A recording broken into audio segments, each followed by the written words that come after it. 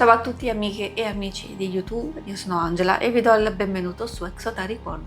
Oggi in questa puntata di Tarocchi e Misteri faremo un'analisi esoterica della cosiddetta strage di Erba, avvenuta l'11 dicembre 2006, in cui persero la vita Raffaella Castagna, il piccolo Youssef Marzouk, Paola Galli e Valeria Cherubini.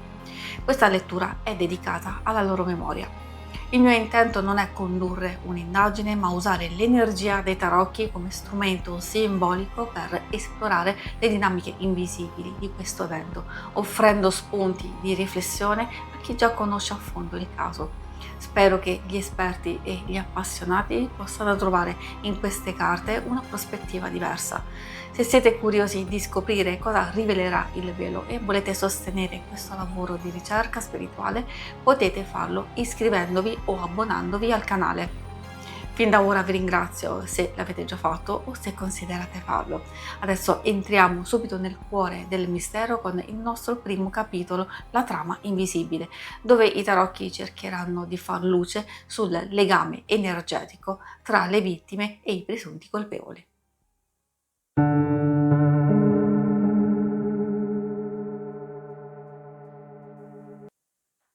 Ogni crimine nasce da un filo invisibile che unisce vittima e colpevole. Non sempre è amore, non sempre è odio. A volte è un patto silenzioso, un eco di ferite antiche o un gioco di specchi dove nessuno è davvero innocente. In questa lettura i tarocchi ci guideranno nel cuore della relazione nascosta, là dove tutto è cominciato. Prima di iniziare vi ricordo che se vi dovessero piacere i mazzi che utilizzo nella lettura, in descrizione trovate il link per vedere le recensioni e per acquistarli.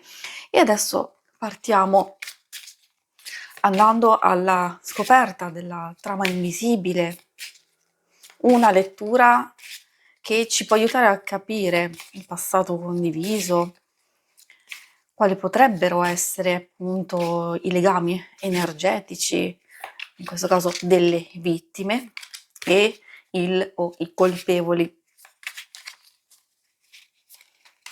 E avere anche dei suggerimenti su cosa dobbiamo capire appunto di questo filo che può legare le varie persone. Troviamo il 10 di denari come prima carta. Allora, il 10 di denari è abbastanza suggestiva come carta, secondo me, perché è spesso legata alla casa, alla famiglia. La casa è ovvio, è normale, è scontato, sappiamo dove è accaduto purtroppo la strage. Il 10 di denari ovviamente, come molti ben sanno, indica una relazione familiare, un qualcosa che comunque è stato motivato e maturato molto probabilmente intorno nella cerchia familiare. Quindi per questo ho sottolineato il fatto che è una carta molto, molto potente, molto forte e quindi indica proprio questo significato.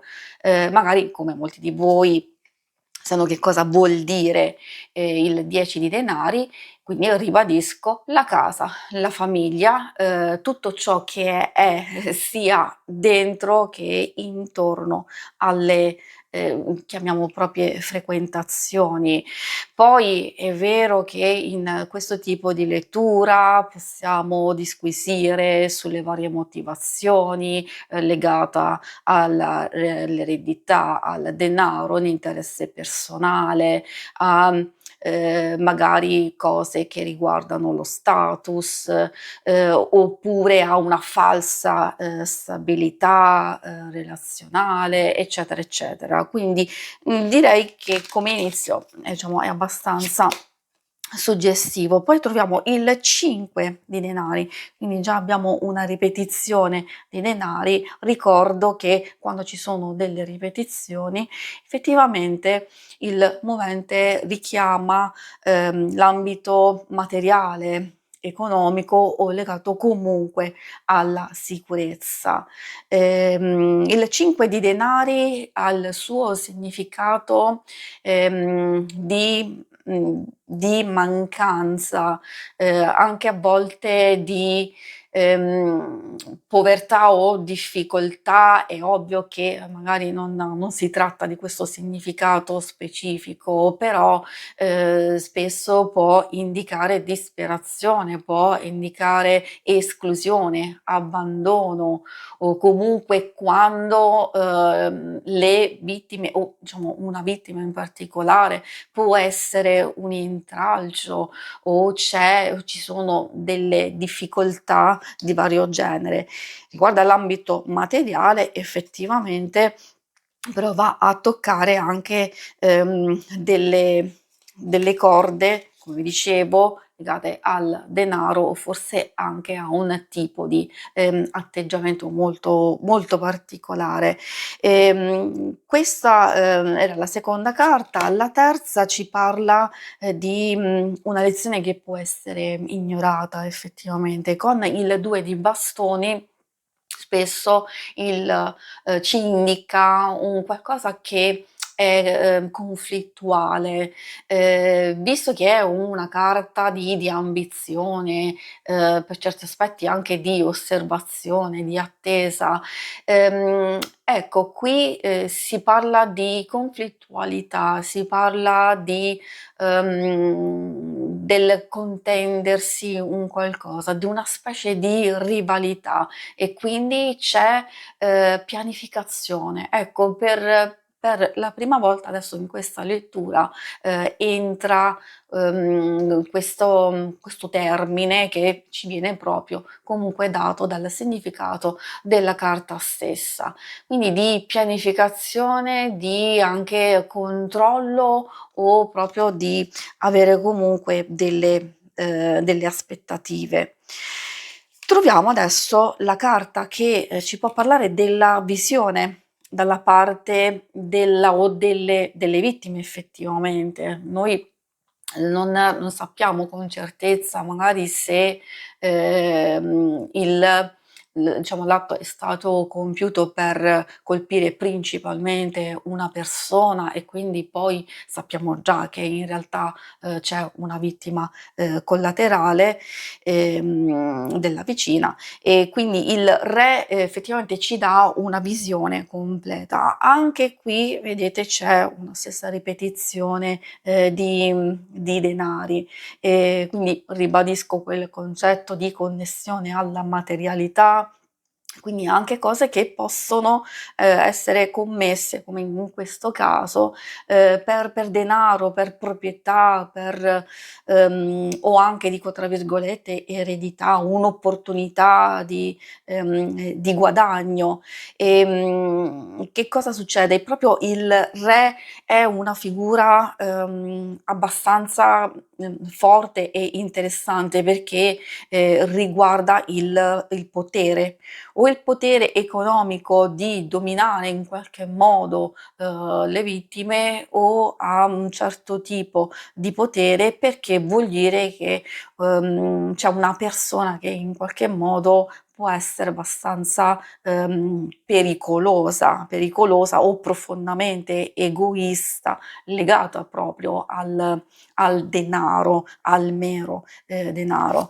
Non c'è in realtà, da quello che si vede, non sembrano esserci proprio legami strettamente affettivi. In che senso? Mi spiego meglio, e cioè che sappiamo benissimo, anzi si vede proprio purtroppo da quello che è successo, non c'è nulla di passionale, di sentimentale. Anche la stessa ripetizione dei denari richiama proprio ehm, la materialità e il denaro stesso. L'ultima carta è il 5 di spade che riguarda la visione da parte dei dei o del colpevole.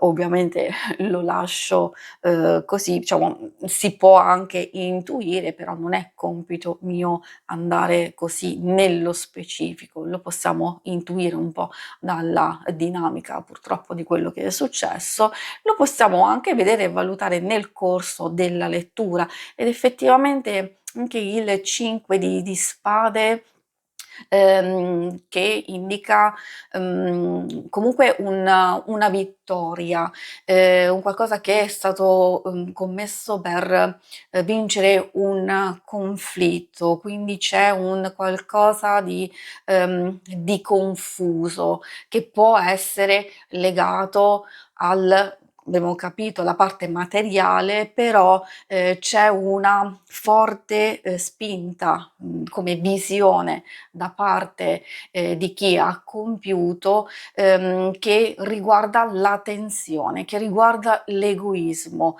anche l'aspetto della competizione o una possibile umiliazione. E qui abbiamo proprio il quadro completo.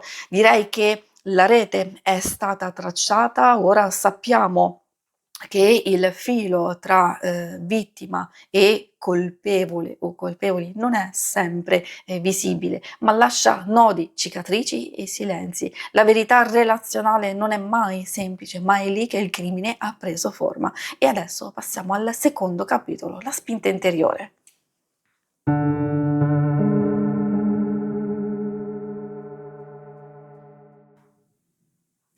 Dietro ogni gesto estremo si cela una spinta interiore, un desiderio, una paura, una ferita che brucia troppo per restare in silenzio. Il movente non è solo un fatto, è un'emozione che ha superato il limite e in questa stesa interroghiamo l'anima del colpevole cercando la scintilla che ha acceso l'incendio. Prima di iniziare, insomma, ci tenevo a invitarvi a commentare, a dire la vostra. Ovviamente io do delle indicazioni, dei suggerimenti anche in base alle carte, alle sensazioni che alcune carte visivamente mi danno, oltre che conoscere il significato e possiamo già fare un punto importante di quello che abbiamo visto nel capitolo precedente. Risalta tantissimo la questione o l'ambito materiale ed economico, è interessante anche la visione da parte delle vittime, della vittima, di avere a che fare con una persona comunque potente che ha esercitato appunto purtroppo il suo potere, tanti denari e anche la ripetizione proprio del 5 che indica conflitto e possibile vendetta. Vediamo adesso cosa ci vogliono dire riguardo a questa stesa sulla ferita originaria, sull'emozione dominante e poi vediamo l'obiettivo inconscio.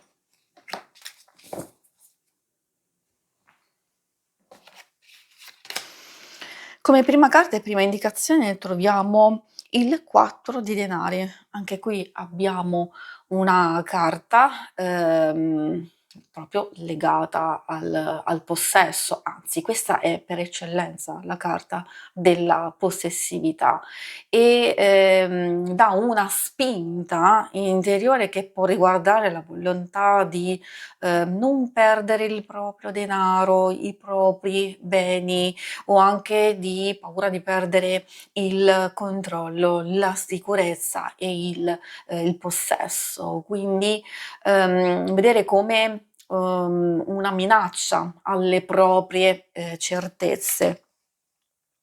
Anche questa è molto significativa come carta e come punto di riferimento proprio per capire, in questo caso, ripeto, una specie di analisi del movente, le emozioni, tutto quello che possiamo carpire anche da questa carta e come ben vedete anche questa è una carta di denari. Nello specifico l'asso è l'opportunità, è appunto il movente economico, quindi questa è la spinta principale. Può riguardare un qualcosa che arriva, in che senso? Riguardo l'opportunità, a volte può essere una specie di promessa di ricchezza, un desiderio di stabilità, lo sfruttare un'occasione, ricevere ciò di cui si ha bisogno, materiale per un'idea, sono tutte cose che fanno comunque, secondo me, intuire, non dico che ci sia stata una specie di mandante, però effettivamente l'asso di denari in questa circostanza può indicare una specie di spinta in questo senso, perché si tratta proprio di cogliere un'opportunità e quindi anche sul fatto proprio di ricevere probabilmente in cambio qualcosa, ecco questa potrebbe essere la spinta dominante. Non a caso continuiamo a trovare carte legate ai denari. E infine abbiamo invece una carta di bastoni. In questo caso il 6 è proprio effettivamente, ahimè, quella che ha a che fare con la celebrazione della vittoria, e quindi, perdonatemi il termine, però, purtroppo indica proprio questo, cioè l'eliminazione di un rivale, proprio per ottenere un successo e di raggiungere un traguardo.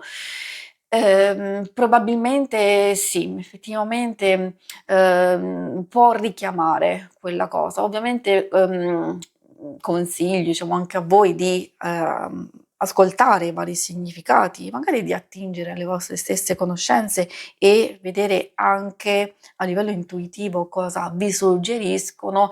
A me danno un po' proprio la sensazione di, quando si riesce a compiere un qualcosa e quindi la soddisfazione del 6 di bastoni e poi, come vi dicevo, il fattore dominante della del controllo della possessività, ovviamente legato al denaro, e la possibile richiesta, la possibile occasione appunto di compiere tutto questo.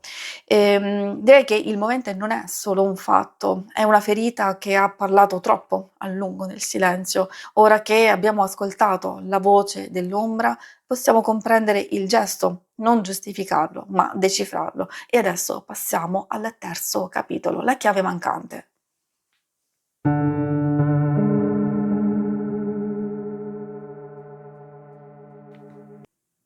Ogni mistero ha una crepa, un dettaglio dimenticato, un oggetto fuori posto, una verità che nessuno ha voluto vedere. I tarocchi oggi diventano lente di ingrandimento e cerchiamo la chiave mancante, indizio che può cambiare tutto perché la verità non si nasconde, si frammenta. E andiamo adesso a vedere possibili indizi, elementi nascosti, ciò che potrebbe portare alla soluzione. Andiamo a vedere cosa manca, chi lo nasconde, dove cercare e poi andiamo a vedere cosa può rivelarlo.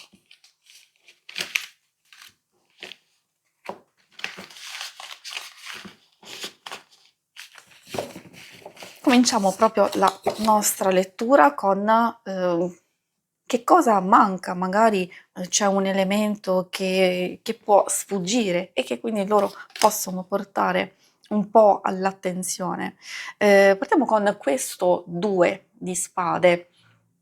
Il 2 è una specie di indizio legato a un qualcosa di non detto, di un segreto, di un qualcosa che effettivamente doveva essere, nascosto, perché è una carta di conflitto, di blocco, di un vincolo, cieco, anche a volte di rifiuto della verità, di non voler vedere la verità, anche di raccogliere informazioni.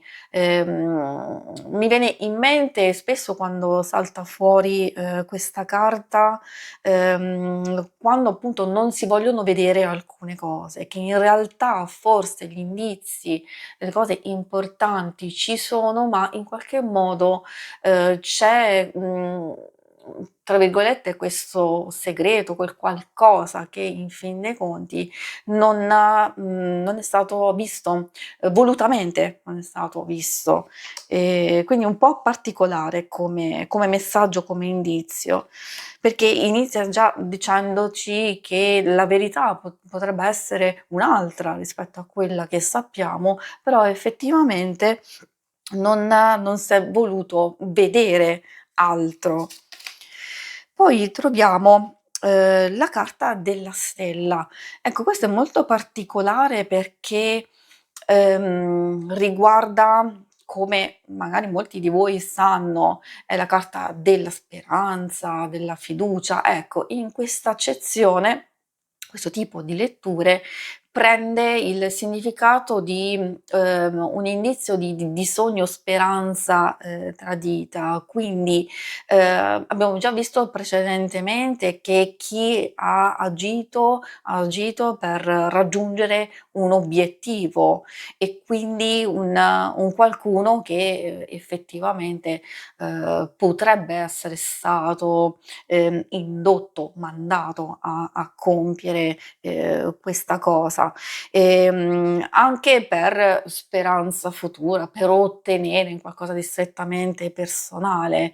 Poi è legato, ahimè, come vi dicevo, alla speranza tradita, quindi a un qualcosa che magari si deve valutare, si deve osservare, visto che sin dall'inizio abbiamo visto anche cose legate proprio alla cerchia della casa, della famiglia stessa o di alcune persone che proprio ruotano intorno a questa famiglia, ecco, forse è lì che c'è un tradimento, un qualcosa che, non ha proprio funzionato nel verso giusto.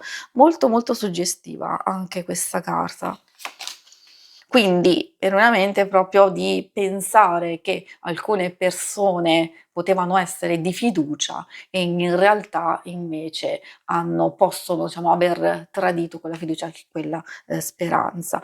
Il 7 di bastoni in questo caso, può rappresentare un indizio, riguardo all'attacco, molto suggestivo. Sappiamo che è una, carta legata al fuoco, l'elemento fuoco, sappiamo bene quello che è successo purtroppo, riguarda proprio l'attacco. È un indizio effettivamente di attacco, di, agire con forza, con, determinazione e quindi, sappiamo e secondo me si evince anche dalla carta stessa, proprio quella forza, quell'aggressività. Molto, molto suggestivo questo. Può anche indicare che in un certo senso, qualcuno abbia tentato di difendersi, di proteggersi, però, può essere un indizio, magari adesso per chi, conosce un po' questo caso, si può evincere forse anche dalla dinamica stessa. E poi infine troviamo la carta degli amanti.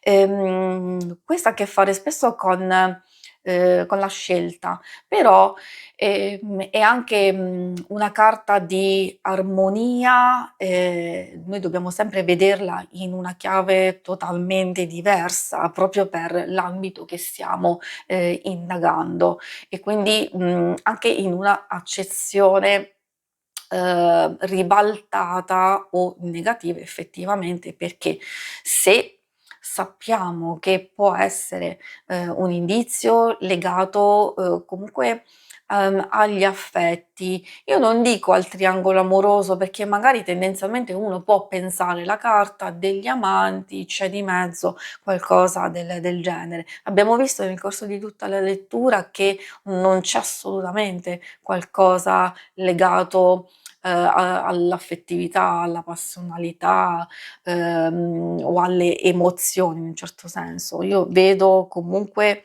freddezza, vedo proprio, forza, determinazione, materialità, tanta materialità dalla presenza, abbiamo visto precedentemente, di tante carte di denari. In questo caso stiamo vedendo degli indizi e, magari, cerco di chiedere anche a voi, l'aiuto per, vedere ulteriori indicazioni delle carte e qui può rappresentare un qualcosa che magari indica, secondo me, come abbiamo visto, un segreto, una rivalità, un qualcosa che ha a che fare forse, come forse c'erano degli indizi, dei messaggi, delle circostanze che potevano far intuire, qualcosa di diverso e quindi ci si poteva mettere alla prova, comunque far chiarezza su alcune cose, però probabilmente, come ci ha detto subito il nostro 2 di spade, ci si è voluti mettere una benda o comunque scegliere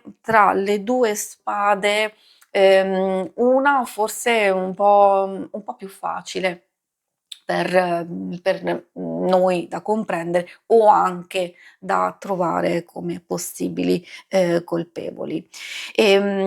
Ogni indizio ha parlato e ogni dettaglio ha sussurrato qualcosa. Forse la chiave era sotto gli occhi di tutti, forse era nascosta nel cuore di chi non ha mai parlato, ma ora la porta della verità è socchiusa e adesso passiamo al quarto ed ultimo capitolo, la figura celata.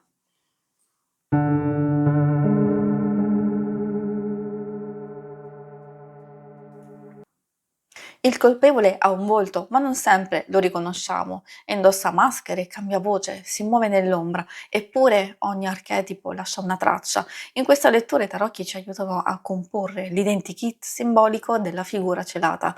Chi è, come agisce, cosa teme, perché anche l'ombra ha un profilo. Procediamo con questa parte, con questo capitolo dell'intera lettura dove cerchiamo di intercettare qualche indizio sull'identità del o dei colpevoli, personalità, degli archetipi, modalità operative. Attraverso 5 carte parliamo del controllo, della possibile manipolazione, della rete sociale, della copertura e un segnale che può essere rivelatore. La prima carta è il 10 di denari. Si ripete ancora una volta questa carta che, è stata proprio la prima dell'intera lettura, quindi nel primo capitolo. Molto, molto suggestiva questa ripetizione e che, ci riporta a quell'indizio che è legato al patrimonio, ai soldi, all'eredità, alla materialità in senso lato. Effettivamente, chi ha agito per ottenere qualcosa. Magari, stabilità economica o la promessa, ecco, la promessa di una stabilità economica o materiale, può essere legato ovviamente io consiglio sempre di prendere un po' con le pinze e di, magari valutare con il vostro sentire un po' i significati delle carte. Non posso nascondere il suo significato principale, quindi che può essere legato a questioni familiari o comunque strettamente legate a questo nucleo familiare. E quindi la possibilità di non voler perdere qualcosa o, come abbiamo visto, di ottenere. Parla anche di tradizione, in che senso? Magari, riguardo proprio a quello che è stato commesso alla bravura, alla competenza, all'esperienza, quindi fare un qualcosa perché, ahimè, purtroppo si ha l'esperienza di poterlo fare. Tradotto, secondo me è un inizio importante che dico, ribadisco, secondo me ci può indicare che chi ha compiuto, diciamo, questa cosa in qualche modo poteva essere esperto. L'altro è il 7 di denari. Come vedete continuano a esserci queste carte di denari. Il 7 che cosa ci vuole dire, diciamo, nello specifico, proprio come indizio? Può indicare come dicevo, anche molto suggestiva come carta. Vedete? La possibile manipolazione, il possibile controllo, quindi legato a una pianificazione. Infatti, vede che questa persona in qualche modo ha un libro, un qualcosa sotto di sé che sta studiando, possiamo pensare, pianificando e quindi sempre legato alla materialità e ai denari si può intuire che chi ha agito l'ha fatto per un guadagno, sia effettivo sia anche futuro. C'è attesa, c'è pazienza tra virgolette, nel senso che può indicare, come vi dicevo, una certa pianificazione, un certo studio purtroppo di quello che poi è accaduto. L'altra è 4 di spade. In questo caso il 4 di spade è legata, essendo l'elemento aria e quindi tutto ciò che riguarda l'intelletto, il conflitto e la pianificazione, quindi viene proprio sottolineato l'aspetto della pianificazione, di un qualcosa che può riguardare anche una lunga attesa, quindi un periodo di attesa, di silenzio, di valutazione, quindi una cosa che può essere preparata precedentemente con calma e con attesa, proprio per far sì che la cosa possa trovare il momento giusto per essere compiuta. Molto interessante anche questa carta. Troviamo un'altra che indica il 3 di denari. Ecco, abbiamo questa sovradominanza di denari e in questo caso il 3 è l'indizio legato al lavoro. Come vedete qui c'è questo artista che sta creando, comunque sta lavorando su un progetto. Il 3, magari chi già conosce il significato delle carte, è proprio legato alla collaborazione, al 3.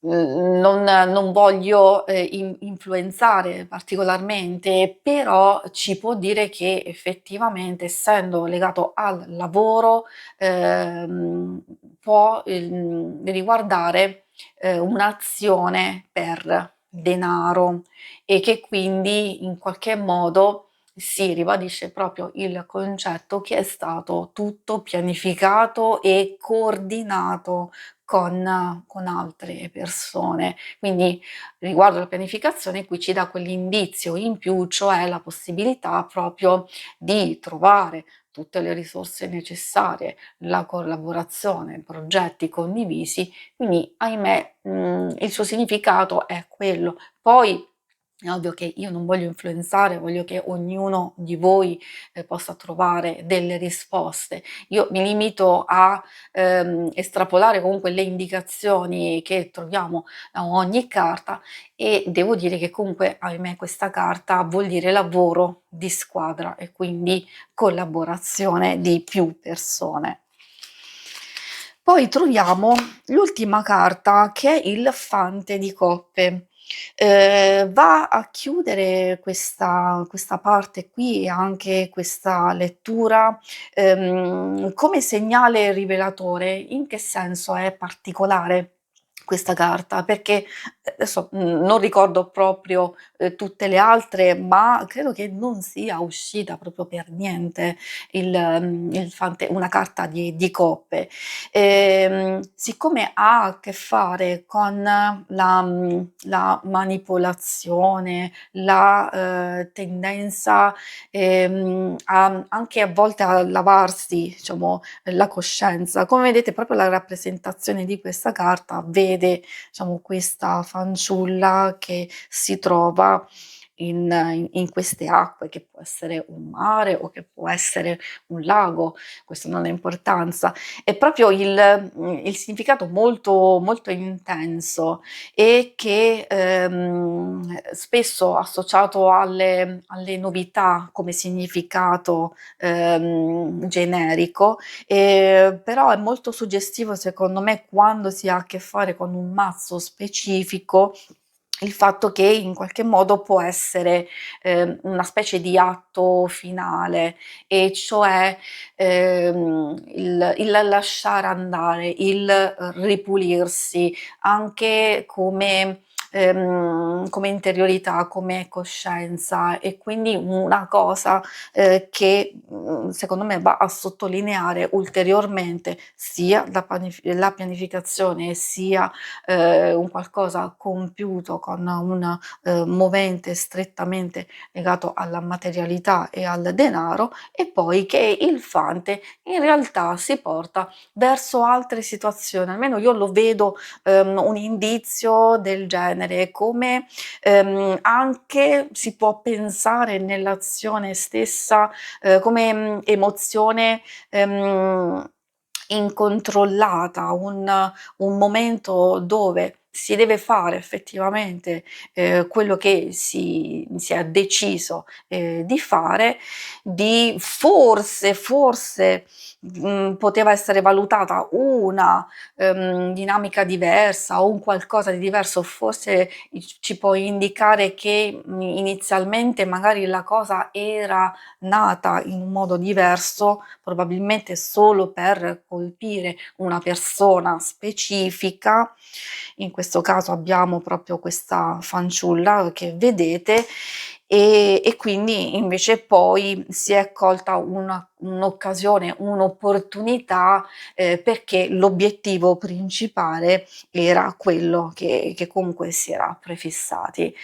Questo, diciamo, ovviamente è un mio pensiero, e direi che con questa lettura il volto o i volti sono ancora nell'ombra, ma l'archetipo ha parlato, e, i colpevoli non sono solo quelli che hanno agito, ma chi ha incarnato un ruolo, una ferita, una maschera, e in questa stesa la maschera ha cominciato a cadere. Se volete vedere le altre puntate che compongono questa playlist, cliccate su questa schermata. Abbiamo esplorato una storia frammentata, ascoltando il silenzio delle vittime e interpretando segnali e segni nascosti. L'indagine è diventata un atto di ascolto profondo, dove ogni crimine rivela simboli e messaggi da decifrare. I tarocchi non giudicano, aprono visioni che illuminano ciò che prima sfuggiva. Il mistero non è risolto, ma è stato onorato. Grazie, alla prossima.